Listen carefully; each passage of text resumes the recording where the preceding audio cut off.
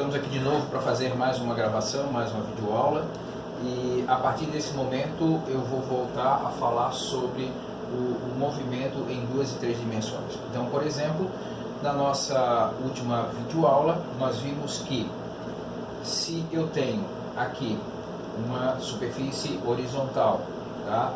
Se aqui eu tenho um objeto e eu quero fazer um lançamento desse, um lançamento oblíquo, então, por exemplo, eu vou ter uma velocidade inicial aqui nesse momento, certo? Então aqui está a minha velocidade inicial, e essa velocidade inicial, já que ela está obliquamente em relação ao solo, eu posso dizer que aqui eu tenho um ângulo θ, tá? A partir do momento que eu fiz esse lançamento, o que eu percebo? Eu percebo que esse objeto ele vai fazer uma trajetória parabólica. Essa trajetória parabólica obrigatoriamente vai fazer com que eu tenha um alcance, certo? Esse alcance o Halliday chama de R, mas simultaneamente também, por exemplo, eu vou ter aqui uma altura máxima, tá? Que ele vai passar aqui. Se ele for e voltar no mesmo nível aqui, né, na mesma altura, se ele sai do 0 e volta para o 0, se ele vai do 10 e volta para o 10, essa altura máxima vai ser exatamente na metade do voo dele nesse movimento, ok? Bom, quando eu paro para olhar o que está acontecendo lá com aquelas velocidades, olha só o que acontece. Essa velocidade V, ela acaba tendo uma componente na direção x, que a gente vai chamar de V0x, mas como vimos no último vídeo, essa velocidade na direção x, ela é uma velocidade constante, tá? Mas essa velocidade também vai ter uma componente na direção y, que é o v0y, e essa sim vai variar porque na direção vertical eu não posso esquecer que ela está sofrendo a ação da aceleração gravitacional, certo? Então, no movimento vertical eu vou ter uma velocidade que vai diminuindo à medida que o tempo passa, mas que à medida que o tempo passa depois da altura máxima, ela começa a aumentar. Mas essa velocidade horizontal aqui, ela é constante o tempo inteiro. Seria algo mais ou menos assim.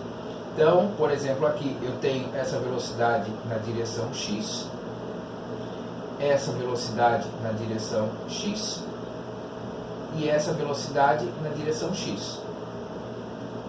Tá? Aqui também continua na direção x, e aqui eu chego nesse ponto aqui com a mesma velocidade na direção x. Tenha um pouco de fé e acredite que todos esses vetores na direção x são iguais em intensidade, direção e sentido. Quando eu começo a avaliar o que acontece na direção y, essa velocidade aqui ela tem um determinado tamanho.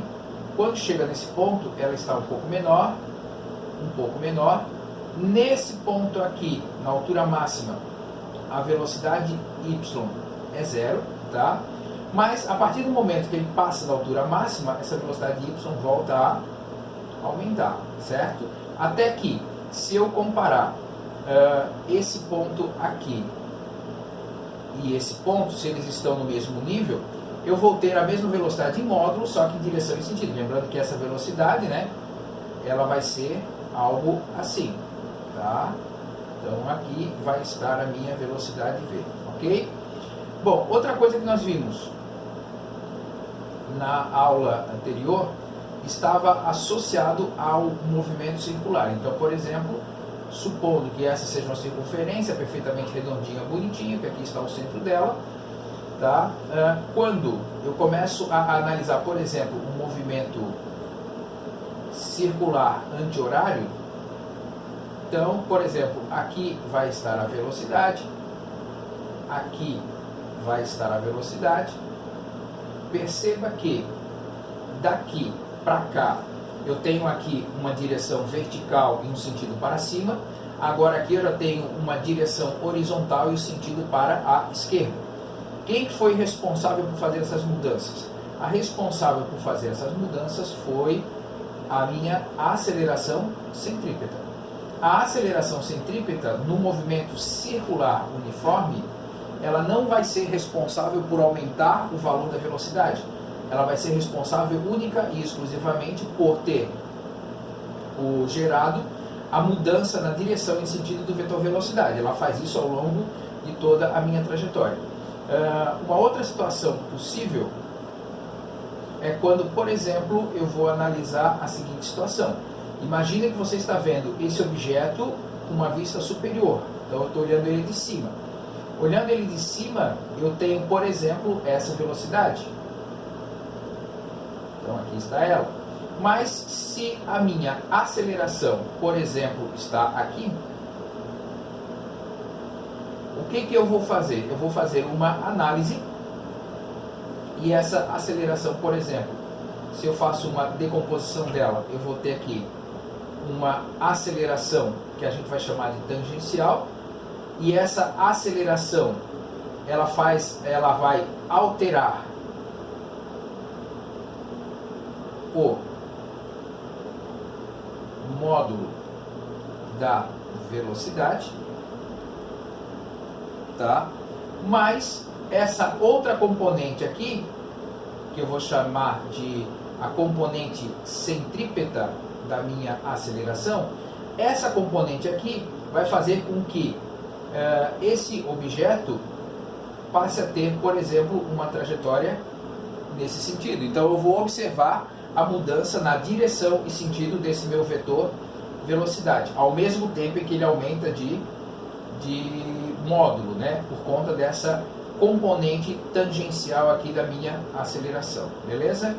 Então, voltando agora aos nossos estudos e dando continuidade a eles, a partir desse momento a gente começa a ver o movimento relativo em uma dimensão. Esse exemplo aqui do Halliday, esse B depois vai virar o que ele chama de Bárbara, tá? E esse A o que ele chama de Alexandre, mas nesse primeiro momento nós vamos chamar ele simplesmente de referencial B e referencial A. Bom, quando eu olho para esses dois referenciais, olha só o que eu consigo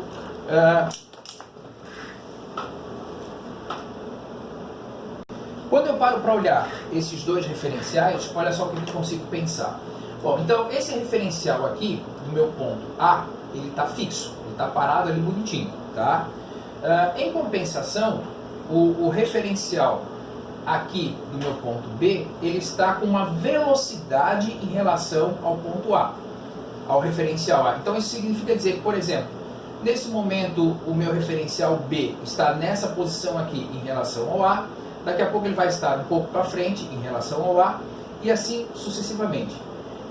Esse ponto P, ele tem uma posição em relação ao referencial B.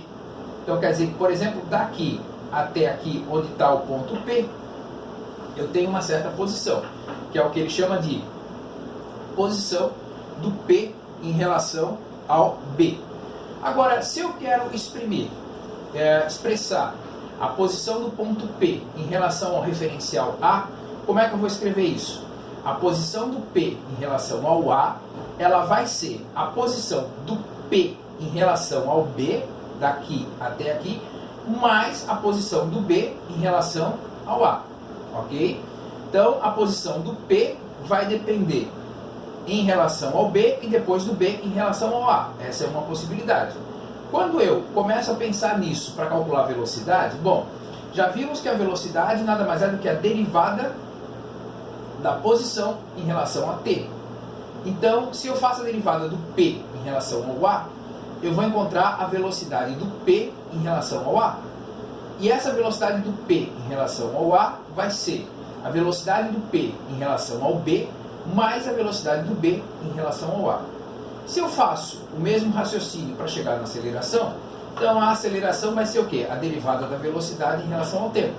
Então a aceleração vai ser a aceleração do P em relação ao A, que é igual à aceleração do P em relação ao B, mais a aceleração do B em relação ao A. Agora, supondo que essa velocidade do B em relação ao A seja um valor constante, a minha aceleração do B em relação ao A vai ser zero. Dessa forma, o que acontece? A aceleração do ponto P para o ponto A é exatamente igual à aceleração do ponto P em relação ao referencial B, ok? Então, isso só acontece quando eu tenho referenciais que se movem com velocidade constante um em relação ao outro. Bom, o exemplo 4.07, que daí ele vai falar exatamente dessa mesma situação que a gente acabou de ver, ele diz o seguinte: na figura 4.18, essa que eu tenho aqui em cima, deixa eu voltar aqui um pouquinho, tá? Suponha que a velocidade de Bárbara, que é o B, em relação ao Alexandre, então a velocidade de Bárbara em relação ao Alexandre, seja de 52 km por hora, constante, e que o carro está se movendo no sentido negativo do eixo X. Então quer dizer que na realidade, isso aqui está indo no sentido negativo. Se Alexandre mede uma velocidade de menos 78 km por hora do P em relação ao A, qual é a velocidade do P em relação a Bárbara? Então olha só, eu tenho a velocidade da Bárbara em relação ao Alexandre, tá? Que é mais 52 km por hora. Eu tenho a velocidade do ponto P em relação ao Alexandre, que é menos 78, então eu tenho que calcular a velocidade do P em relação ao B. Então, quando eu começo a organizar todos esses dados, olha só o que acontece. Então, quer dizer que a velocidade do ponto P para a Bárbara está sendo de menos 130 km por hora, ok?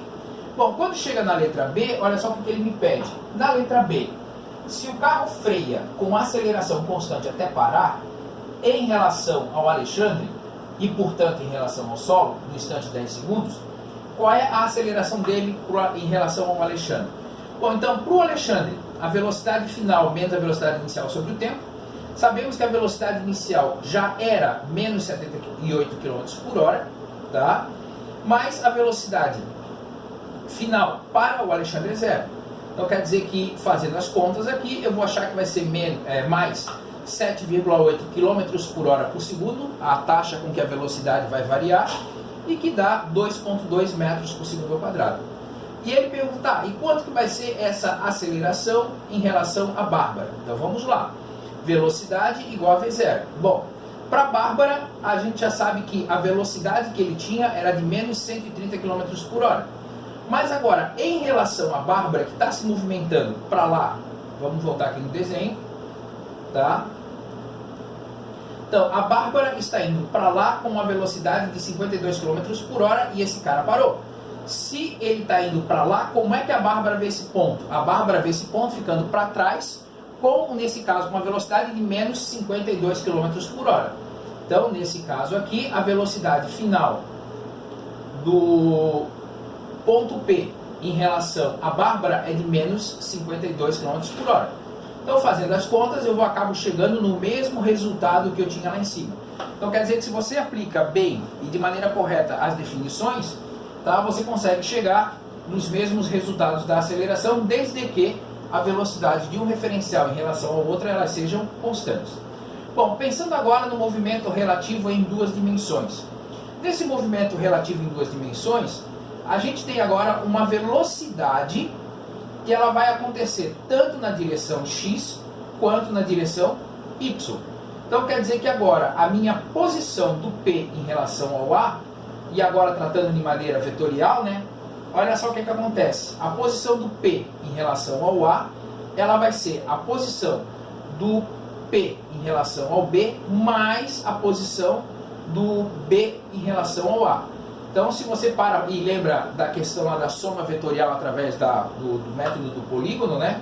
Então, aqui eu tenho o vetor 1, vetor 2, o final do segundo está na origem do primeiro, então isso significa dizer que a soma vetorial dele vai ser do início do primeiro até o final do último, ok?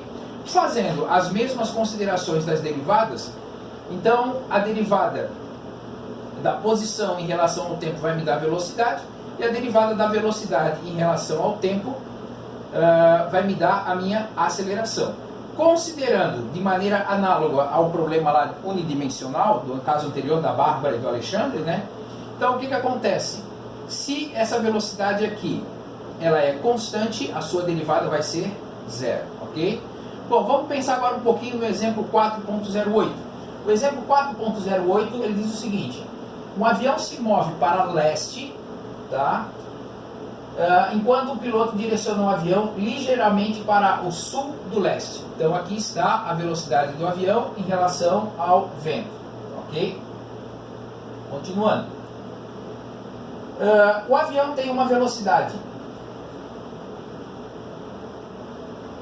em relação ao vento e com uma velocidade do ar de 215 km por hora e uma orientação que faz um ângulo θ ao sul do leste. Então aqui está a velocidade do avião em relação ao solo, a velocidade do avião em relação ao vento, tá? Pois bem, o vento que tem uma velocidade em relação ao solo de 65 km por hora e uma orientação que faz um ângulo de 20 graus a leste do norte.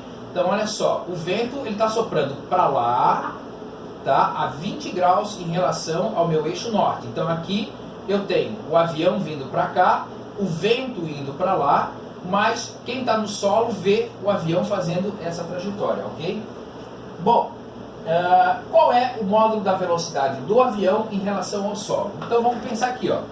Velocidade do avião em relação ao vento, é essa daqui, tá? 215 km por hora com esse ângulo θ. Velocidade do vento em relação ao solo, tá aqui, tá? Então 65 km por hora, 20 graus ao longo do norte. Bom, vamos fazer primeiro uma análise na direção Y. A velocidade do avião em relação ao solo na direção Y, tá? É igual à velocidade do avião em relação ao vento na direção Y, mais a velocidade do vento em relação ao solo na direção Y. Então a velocidade do avião em relação ao solo, o que a gente está vendo? A gente está vendo o avião fazer esse movimento.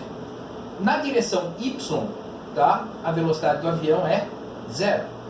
Velocidade do avião em relação ao vento na direção Y. Bom, na direção Y, deixa eu só fazer uma coisinha aqui para facilitar a nossa vida, tá? Fiz aqui uma captura de tela, rapidinho. Tá? Na direção Y, olha só o que acontece. Esse meu vento aqui, ó, ele está vindo para cá. Então essa é a velocidade do avião em relação ao vento na direção Y.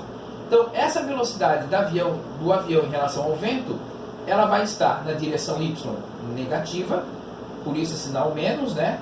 215, que é a velocidade, o módulo da velocidade do avião, tá? E aqui eu tenho o ângulo θ, como isso aqui é o cateto oposto, por isso eu tenho o seno. A velocidade do vento em relação ao solo, e a velocidade do vento em relação ao solo na direção Y. Então, está aqui, ó. Certo? Então, a velocidade do vento em relação ao solo na direção Y. Tá? Então, cateto adjacente, por isso eu estou usando o cosseno. Positivo porque ele está no sentido positivo aqui do meu eixo Y, ok? Então, voltando aqui no meu slide, tá? Então, quando você resolve isso daqui, você vai encontrar que esse ângulo θ é de 16,5 graus para que a gente consiga observar aquele movimento, tá? Tendo feito isso, vamos pensar na direção X. Na direção X eu tenho a velocidade do avião em relação ao solo na direção X, que é igual à velocidade do avião em relação ao vento na direção X, mais a velocidade do vento em relação ao solo também na direção X. Então, quando eu paro para olhar naquele meu desenho aqui, eu vou ter essa daqui é a velocidade do avião em relação ao solo na direção X, tá? Eu tenho aqui a velocidade do vento na direção X, tá? E aí, olha só o que acontece lá. Então, voltando aqui, a velocidade do avião em relação ao solo na direção X vai ser a velocidade do avião em relação ao vento na direção X, mais a velocidade do vento em relação ao solo na direção X. Usando lá de maneira correta o seno e o cosseno dos seus respectivos triângulos retângulos, eu chego à conclusão de que a velocidade do avião em relação ao solo na direção X é de 228 km por hora. Então, quando a gente para pensar nisso daqui, o que acontece? O avião está aqui a 215 km por hora. Essa velocidade do vento que está para cá anula o movimento do avião que está para cá, fazendo com que ele ande só na direção leste ou na direção X. Tá? Essa componente do vento aqui tem uma componente horizontal que faz com que seja somada com a velocidade do avião em relação ao Sol. Senhores, então com isso nós encerramos o capítulo 4 do Halliday e em breve eu gostaria que vocês estivessem me encaminhando os exercícios recomendados para que a gente possa estar dando continuidade aos nossos estudos.